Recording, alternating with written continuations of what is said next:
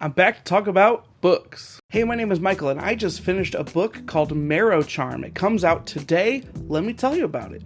Marrow is the story about a girl named Azure who grows up in kind of an underground tunnel system called the Heap. In the world of Marrow, people are forced to live underground because above ground, in what they call the above, monsters and unknown dangers exist. Presumably, the world of Marrow takes place in an alternate history where the Third Reich opened up a portal to the gates that brought magic into our world. But in the first chapter of what's called the Gate Cycle, magic isn't what you think of by normal high fantasy standards. The magic and the magical rules in the world of Marrow are very unpredictable and very dark. Some of the pieces are unclear, but it seems that if you have magic in your blood, you are certain at some point to become tainted and you turn into a monster. Monsters that are discovered in the Heap are sent above to essentially turn into monsters and die. And the humans that live underground in the Heap live a life that's very poor, without a lot of pleasures. It's a very dark and oppressed society.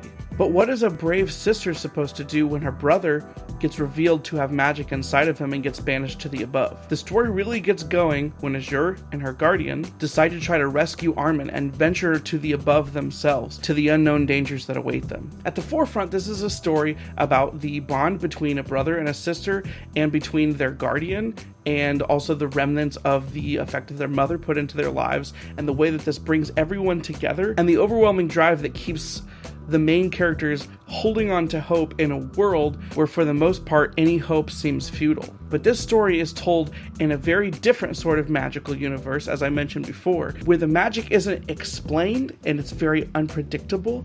Things happen that can't be understood by the characters in the story at the moments that they're seeing them, and even the reader doesn't fully comprehend everything that's possible with the magic and what's going to happen with the different elements of the story. There are so many hints of things that pop up but are never fully explained, not for the lack of good writing, but instead because it has a whole aura of mystery about it. And the mystery of this story is really what I think the central drive is for me. As much as I love standard fantasy, I also appreciate this is willing to take magic and a world where magic is real in a very different direction than I'm used to seeing. And because of all the different weird characters that are introduced with their different strange personality traits and or abilities, and the crazy cliffhanger at which this book ends, I'm really looking forward to the next installment, and I was really grateful to be able to read this book. As I mentioned, the book is coming out today, so I don't want to give any spoilers, but if this sounds interesting to you, I want you to go check out the book yourself. It's called Marrow by Kristin Jacques, potentially Kristin Jacques. Though it took me a little bit to kind of understand the different pieces and how they were working together,